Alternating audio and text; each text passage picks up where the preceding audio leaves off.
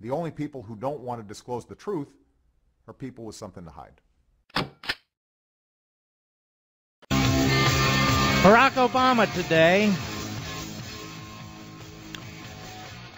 You know what, folks? We've got a little less than 4 years left of this man as our president.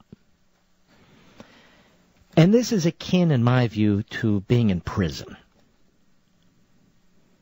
It really is. No, I'm not talking about being in an 8-by-4-foot cell or whatever it is.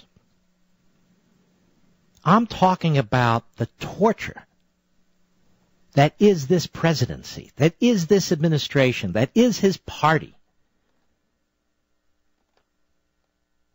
I mean, this great nation is I think it's in a state of shock. Contortions here and there.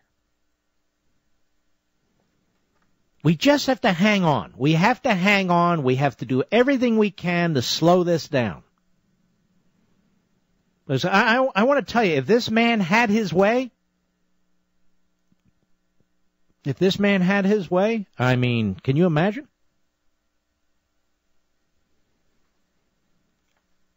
These poor people in Connecticut, these poor people from Newtown, Connecticut, and many of them unwittingly, they don't even realize it, being used in the most crass and politically expedient way by Obama. It's really disgusting. We can't just shed tears anymore. This man just came back from a trip. He's planning his trip to Martha's Vineyard. Has he been sitting around shedding tears for anything or anyone? The coldness, the aloofness, the complete lack of class when it comes to his exploitation of human tragedy. Within 24 hours, there he was. There he was with the Newtown massacre, with a new agenda item. Gun control. Which is really controlling us, law-abiding citizens. Not a damn one of these proposals will stop anything. But it doesn't matter. It doesn't matter. Here he goes. Let's see. Cut 9, Mr. Producer. Cut 9. Today at the White House, Obama. Go. Tears aren't enough. Expressions of sympathy aren't enough. Speeches aren't enough. We've cried enough. We've known enough heartbreak. What we're proposing... Stop. He hasn't known any heartbreak. I mean, this is what I mean. We've known enough heartbreak. I don't know the heartbreak of these poor people in Newtown, Connecticut, whose little babies were slaughtered. I sympathize with them from the bottom of my heart. I cannot imagine losing a child like that. And neither can Obama, Mr. Aloof, Mr. Coldness. We've cried. We've known heartache. They've cried. They know heartache. We can share in their grief. We can be upset. But we'll never know what they're experiencing, ever. And yet he projects right on top of them. Go ahead, Mr. Producer. It's not radical. It's not taking away anybody's gun rights. It's something that if we are serious... All right, that's enough. Ladies and gentlemen, let me ask you this. This is the same man who lied through his teeth over and over and over again about Obamacare. And there he is again, lying through his teeth. I'm not taking anything away from anyone. I'm not doing anything to anyone. And he's doing exactly that.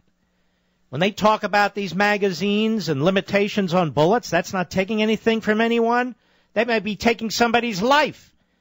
They might need a magazine with 30 rounds in it in order to protect themselves and their family. If it's outlawed, you're not going to have it. There may be certain types of weapons on that long, endless list that Dianne Feinstein has put together that somebody wants. They can't have. Not taking anything at all, is he? He's always taking. I'll be right back. Look, folks, I'm a compassionate, passionate person about this country. I can't just, in a monotone, get into these things. From time to time, it is what it is. I vent. But that's passion. It's something my parents taught me. And when you watch what's happening to this country, the unraveling of this society, the purposeful imposition of policies that seek to do that, well, passion. More people need to stand up. More people need to speak out.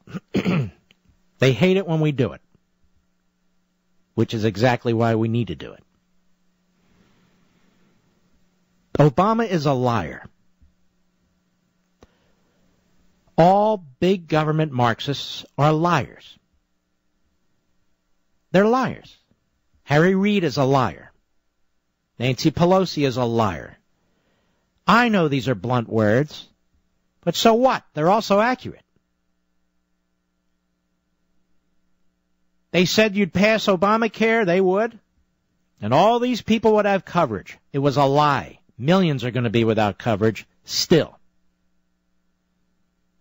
They lied about what would happen to your private policy. They lied about your access to doctors. They lied about what would happen to Medicare.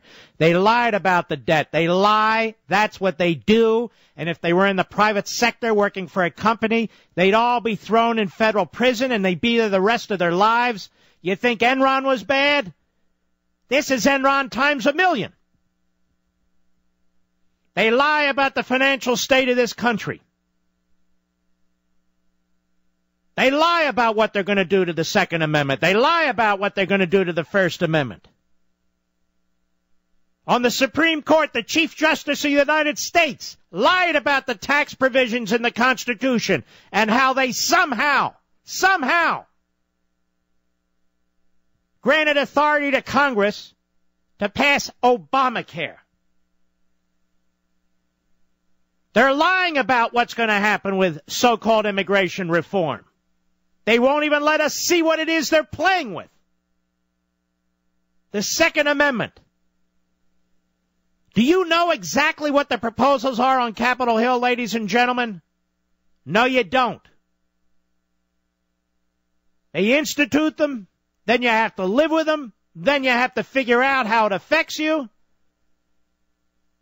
How in the hell?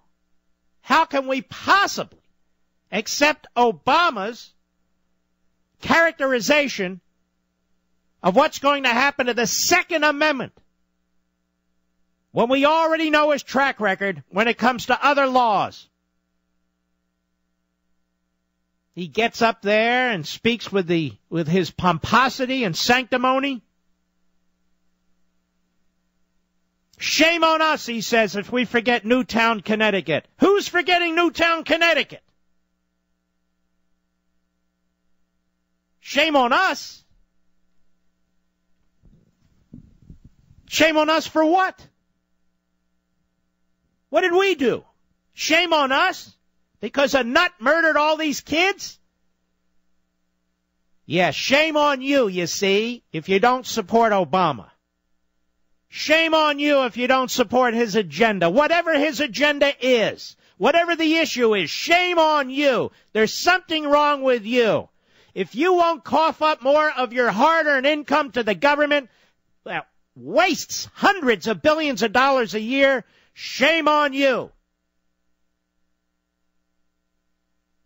One spectacle after another with this president, with his presentations, surrounding himself with true victims,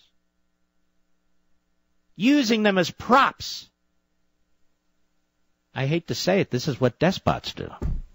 Not that he's a despot, of course, but that's what they do. When is the last time this president talked in a positive way about this country? Seriously. When is the last time this president talked in a positive way about capitalism?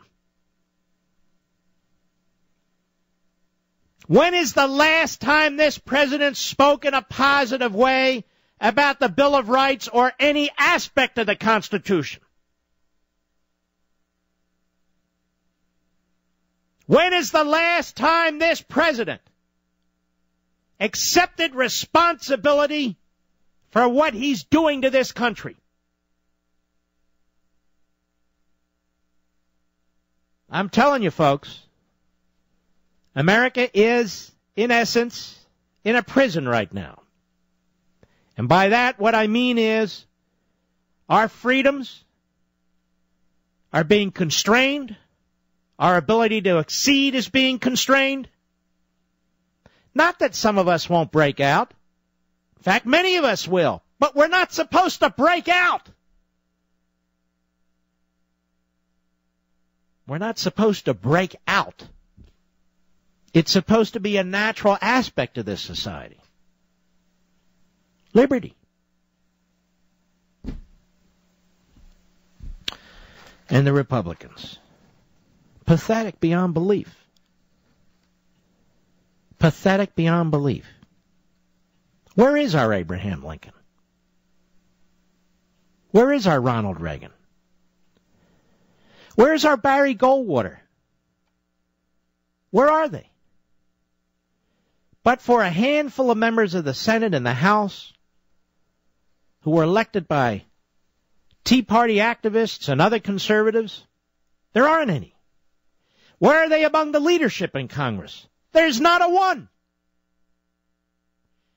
If they're not going to speak out against this president, against these policies, not just with platitudes and bumper sticker lines, but in meaningful, substantive ways and offer the American people a new course, then what the damn good are they? Like none. Remember Newtown, Connecticut, Obama tells us. I say remember Philadelphia, 1787. That's what I say. Remember Newtown, like Obama has some ownership interest in Newtown, Connecticut. All this stuff is timed to influence you, to affect you, to support a very destructive agenda. Prosecution puts out information today, timed for Obama's public event with victims. And the media reporting what? That the nutjob who killed these precious children and 6 wonderful adults shot off 150 rounds in 5 minutes. And I just heard a pretend reporter on cable say, this might be the impetus for the nation to push for controls. I'm thinking to myself, really? And if one teacher had been armed with an old .38 Special handgun, .38 Special, just a revolver, and put this piece of crap down before he could get off 149 of those rounds, it wouldn't have happened. But instead, we're supposed to conclude that gun-free zones and restricting law-abiding citizens and more registration information on law-abiding citizens would somehow have stopped this when his mother was a law-abiding citizen, when his mother followed all the state rules in Connecticut, when his mother did what she was supposed to do with her weapons, and the little bastard took them. Tell me, what proposal that Feinstein has come up with, that Schumer has come up with, would have stopped this? Answer, none. What proposal that has come out of Obama's mouth would have stopped this? None. As a matter of fact, no proposals have come out of Obama's mouth. Just support whatever Feinstein and Reed are pushing. Somehow, this would have stopped the mass murder in Newtown, Connecticut, when it wouldn't have made one damn difference whatsoever. And we have to sit here and listen to this crap day in. I'm sorry, I'm fed up with it. Day in and day out. From a guy that knows nothing about anything. Obama, what does the man know? The only people who don't want to disclose the truth are people with something to hide.